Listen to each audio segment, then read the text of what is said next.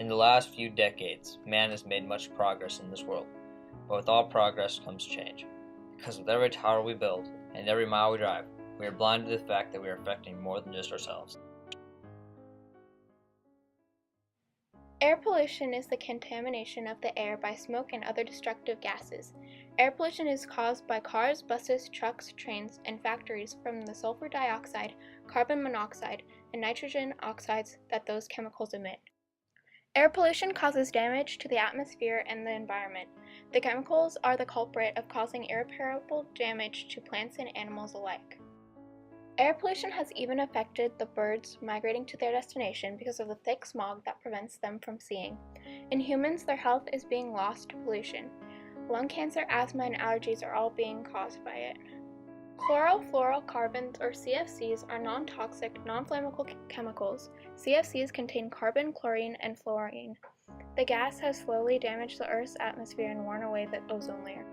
To cut down on air pollution, attempt to operate vehicles that do not emit high amounts of polluting chemicals. Buy items that support environment conservation, keep the power off of electronics that are not in use, conserve energy, and recycle.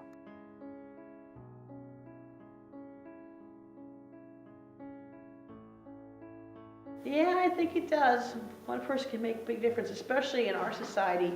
We're a very consumptive society. We use a lot, and I think one person can make a difference.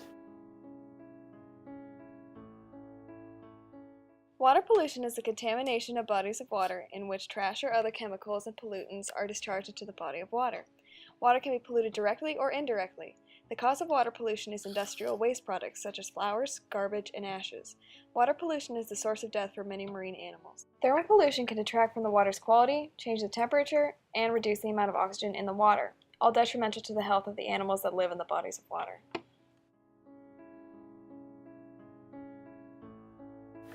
Well, it really does affect the wild, especially water pollution affects wildlife.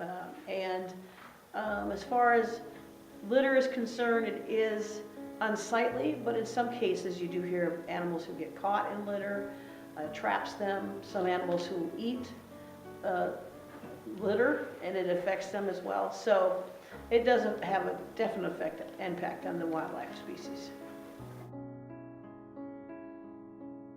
I think that there's always pollution around us, unfortunately, but I've been here 25 years, and it was probably about 20 years ago that we actually had an oil spill in our creek, and it came down the creek, and the Environmental Protection Agency was here and got it sandbagged and contained, and they came in and removed a lot of oil from our creek down here. So there's been various styles, types of pollution since I've been here, so that's been 25 years.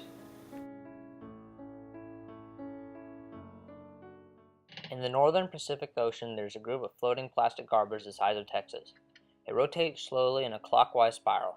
Research has shown that where the trash is circulating in the ocean, there were high concentrations of plastic in the water. Out of 100 million tons of plastic produced each year, 10 million tons end up in the sea. The garbage patch kills about 1,100,000 animals each year. The animals consume the garbage or get tangled in other discarded trash and choke to death. Bits of floating plastic can trap plants and animals and drag them away from the normal habitat, which can disrupt the ecosystem.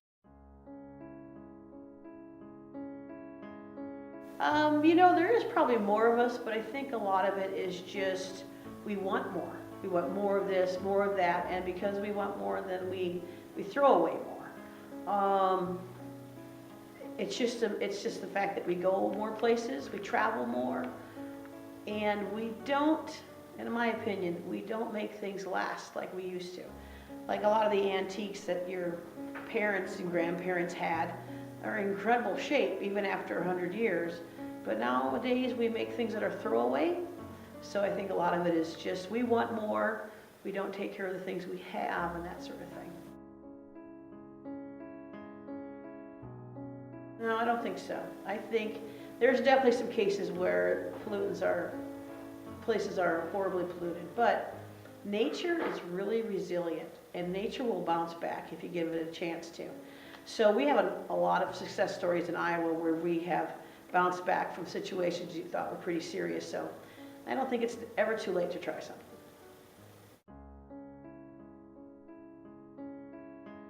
Did a cleanup one time in a ditch. People would always drive past there and then dump out couches and chairs and refrigerators. And they came into this little, it's just a little ditch along this area that's kind of hidden from view from place. And they took out like 2 or 3 dump trucks full of junk people had tossed in there because they didn't want to go and put it up at the, you know, in recycling or the dump. So yeah, that was disappointing when you see people do that. As this world grows in its potential and its knowledge, we as humans will always find a way to use whatever the land offers us. But the ways we use it may not always be the best for the planet we live on. Change is inevitable, but while we change, we must not forget the needs and well-being of our planet in the process.